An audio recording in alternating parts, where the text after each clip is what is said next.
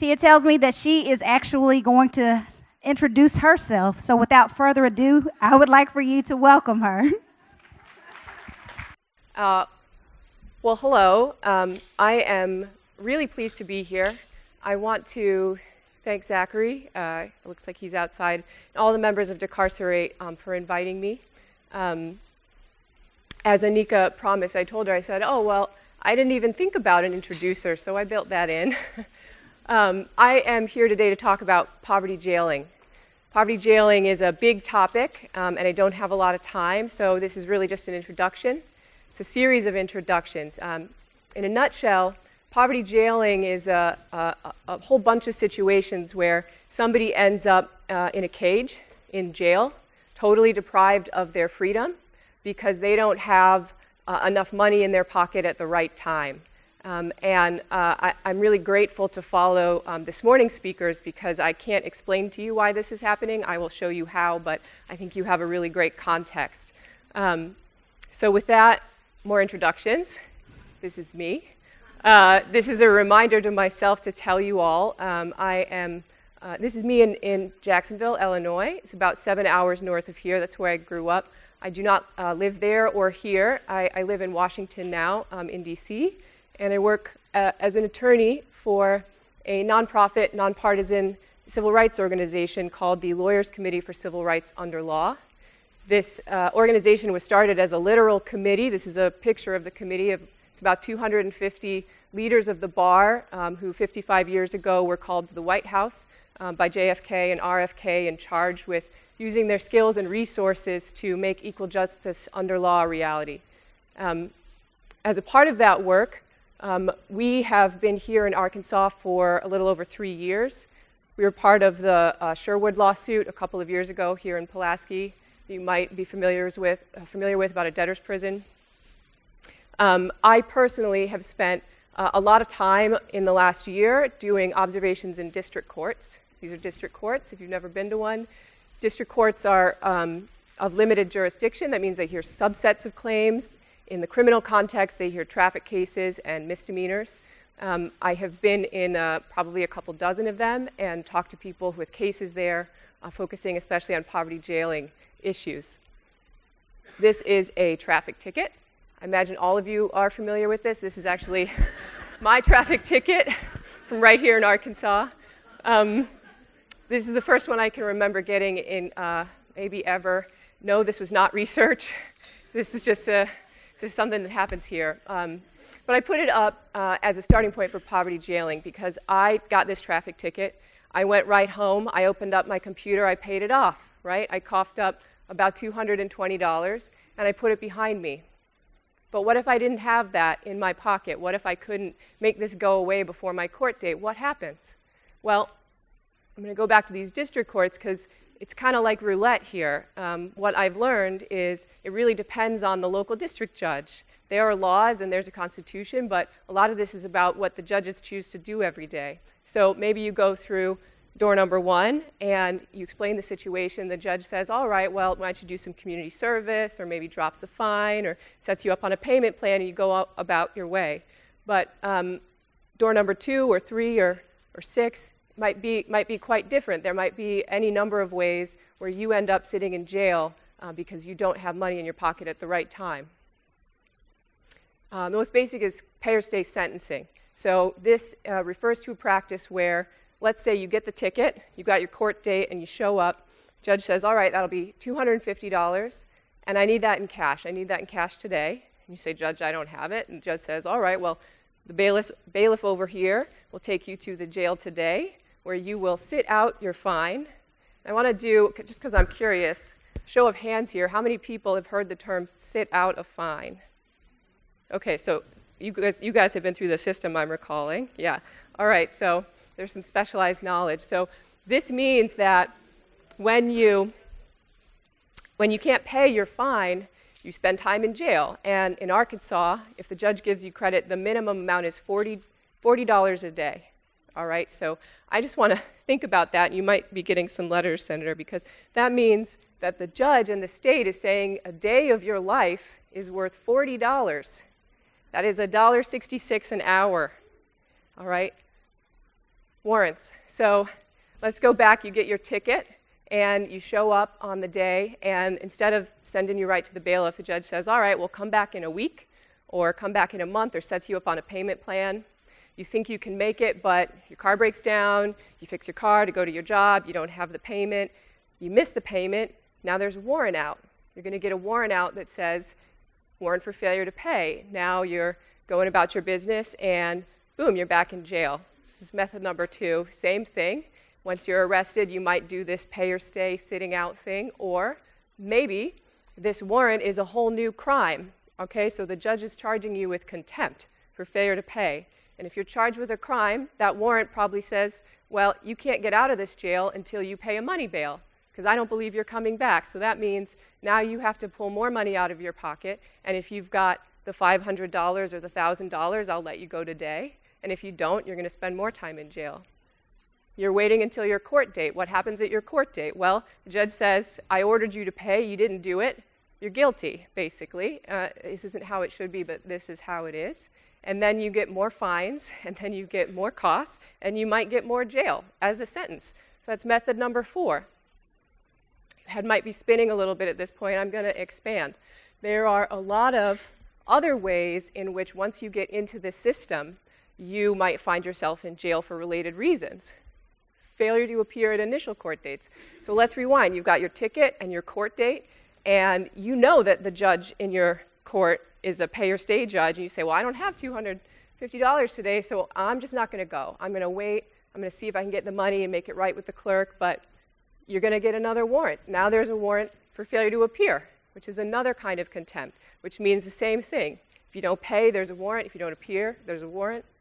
This happens after sentencing, so even if you go to court that first day and you say, yeah, I'll pay the $250, you might get a review date. So the judge says, well, I don't quite believe you, or I want to give you more time, and I want to do a check-in, so why don't you come back in 3 weeks, or why don't you come back in a month? And this is the same opportunity to get jailed again. And I forgot to say this earlier, but when the judges issue these warrants for failure to pay or failure to appear, oftentimes they're also suspending people's driver's license. Yes. Okay, so I see a lot of head shaking, but think about this. He or she is simultaneously saying, I need you to show up to court every 2 weeks, and you're not allowed to drive. And they know this. I actually heard a story yesterday about a man who had a court date, and he said, well, if I don't go to court, I'm going to get jailed, so I'm going to go to court. And he showed up, and the judge knew his license was suspended. And he said, how'd you get here today? The man said, I drove, Judge. What are you supposed to do? Failure to comply. I'm talking way too much. I'm going to skip this. This will also get you arrested. This will get you put on probation. This will cost you more money once your license is suspended, right? This can get you up to 6 months in jail. Probation comes with additional fees. I'm going to skip over that too. That probation will get you revoked. So that's another court date. That's more fines. That's more jail time. Yes, this is still from the ticket, if you're following along. Sanctions for lost child support. This is another form. It's related. I'm going to move faster. All right, so quick recap. You get your ticket, you get your court date, $250, maybe more. By the way, if you're on a payment plan, there's another $10 every month. So it takes you 6 months, now that's $60. If it takes you 4 years, that's a lot of money. All right, if you don't make your payment, you're in jail. If you don't have bail, you're in jail. If you get convicted of contempt, you're in jail, and you have more fines. If you skip your dates and you fail to appear, you're in jail. If you don't have money for bail, you're in jail. If you go back to court, you're convicted of contempt, you're in jail. By the way, this keeps happening until you get it all paid off. And you might get picked up again, remember, because now your license is suspended. And that can cost you thousands of dollars. Sometimes that comes with no liability, no tags. They throw everything at you. And your $250 ticket is now $3,000, $4,000. This is every day. This happens, let me tell you. That gets you more court dates. That gets you maybe probation, more jail, more fees for the probation that you're on, more mandatory reporting requirements. So if you're trying to keep a job, now you've got a mandatory review date. Now you've got a mandatory probation date. You don't have vacation days, I'm guessing. So you imagine explaining this to your boss. You get revoked. Okay, wait, there's more. What if you get 3 tickets, right? Now your license is suspended, but you're probably still driving around because this is Arkansas. How are you supposed to get anywhere? And now the same thing that we had on this last slide, I'm not going to go through it again. Oh, I am going to go through it again.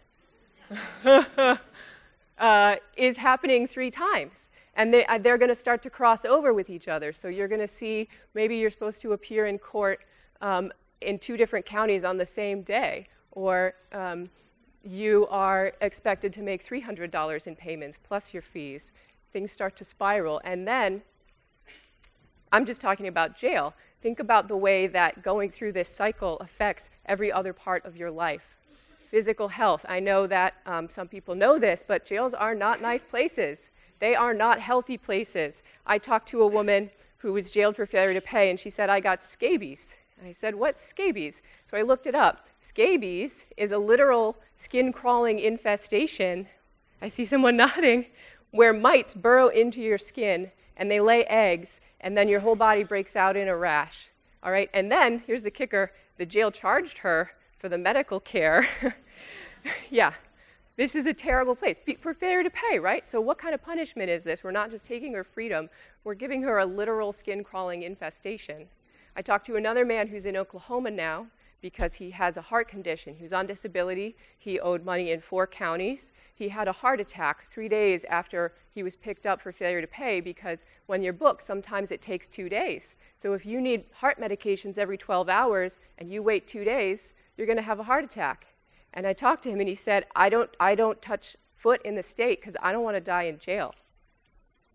That is true. Employment, I'm just going to breeze through this. I'm sure you can see it. Housing, you know, if you've been making your fine payments and not your rent payments, and then you're 4 months behind when you get thrown in jail, well, your landlord is going to throw you out, and all your stuff is on the ground. So you've lost your house, you've lost your job, you've lost your couch. Mobility, not just the driver's license suspension, there is fear, right? Because particularly in little towns, when all the cops know who you are and they know that you are always behind and they know that you are always driving on a suspended license if they see you and that you are basically good for an arrest, people are afraid to go out. They don't go to church. They don't go to their kids' school. They don't go to the grocery store. They live like fugitives for years. This affects everyone around them. I have so much to say, so I'm going to skip through, and I see you nodding, but I want to focus on mental health, and I think Dr. Corrigan's presentation really helped here. But if I leave you with one thing, it's the hopelessness that people convey to me when they start talking about this issue. They will break down into tears, and they will say, I just don't know how I'm ever going to get out of this. I can't leave my house. I can't support my kids. They keep telling me, why don't you love me enough to fix this? Why can't you get yourself together? And it's heartbreaking, and they give up, and they stop even trying. So they say, if I owe $350 this month, and I've got 30 left over, you know, I'm gonna take my kids out to dinner because there's just no way I get out of this. Obviously, these people, you know, they don't think of the courts as a justice system anymore. They think of them as debt collectors. That's a problem for all of us. So I want to touch on a real example here.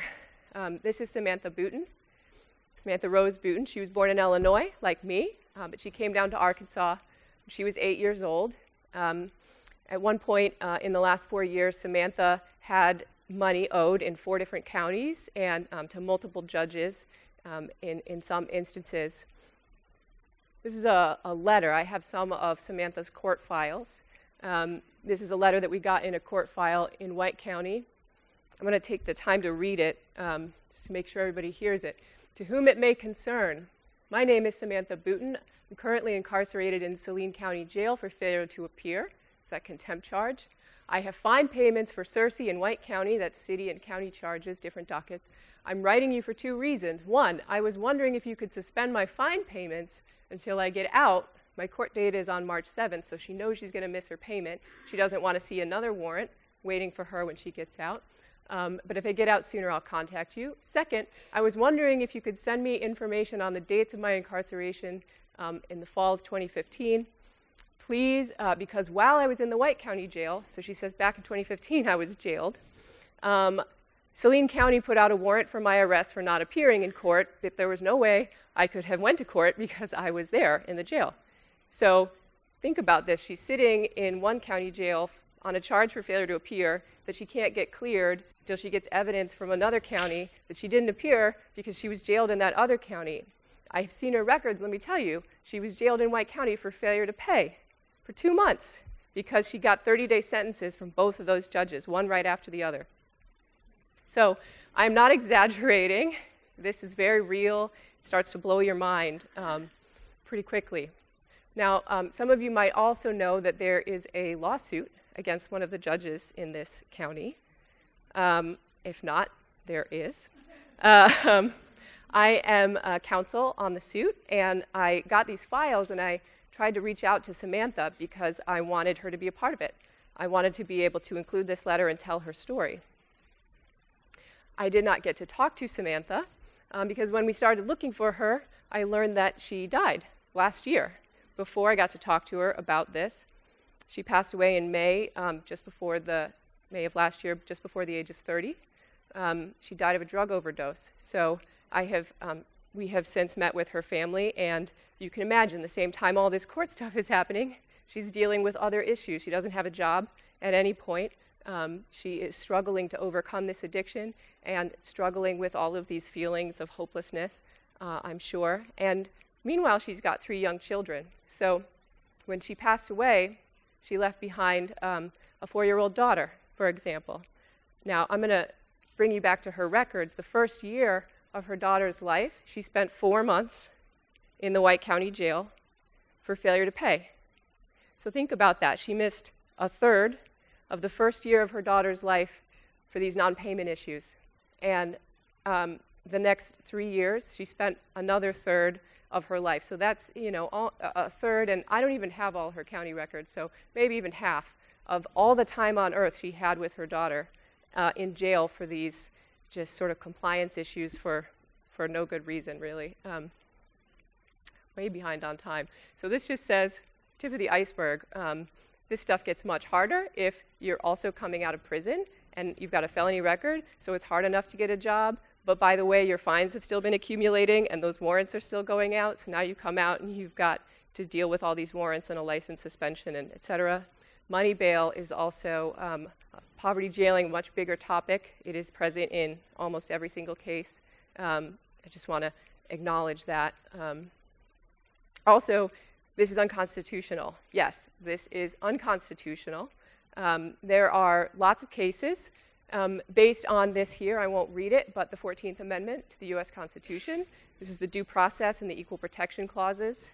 Almost 50 years ago, the U.S. Supreme Court said, this practice just doesn't make any sense. If the state has already decided that it's good enough to get $220, if it's punishment enough for Teya to pay $220, and then you give that same fine to Samantha, you can't just take a day of her life instead. That's not justice, that's not fair, that's taking somebody's liberty without due process. 12 years, I'm going to skip this, 12 years later, the court reaffirmed in no uncertain terms, it says you just can't do this. And in Bearden, it also really importantly said that courts have a duty to ask, right, to distinguish who can pay and who can't pay.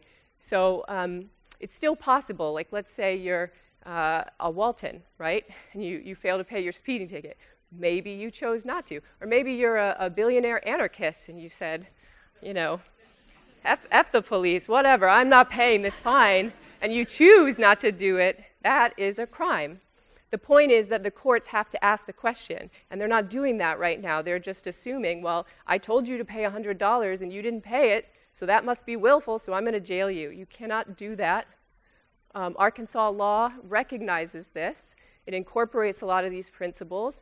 It has even a definition of ability to pay, which I'm sure references these cases, and which incorporates, importantly, a standard of human decency. All right? It says that ability to pay means the resources of the defendant are sufficient to pay the fine and provide the defendant and his or her dependent. So it's thinking about, says, ask if they have children, right? Ask if they're caring for their mother. Ask what else is going on in their life. And then make sure that what you're doing with this debt collection stuff isn't going to ruin their lives, that there's a reasonable subsistence compatible with health and decency. I think that if this were really implemented in courts across the state, a lot of this would be less bad, could go away. So I hope that some of you are out there thinking, wow, what can I do about this? Well, you can court watch. Some of the problem is, I think, district court judges, they're people too.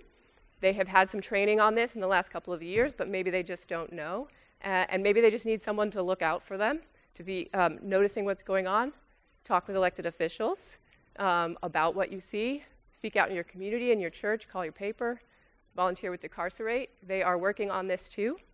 I'm going to stop there. So you can also visit our website to see the lawsuit I mentioned. The complaint is up, and you can report any incidents to the email and the hotline.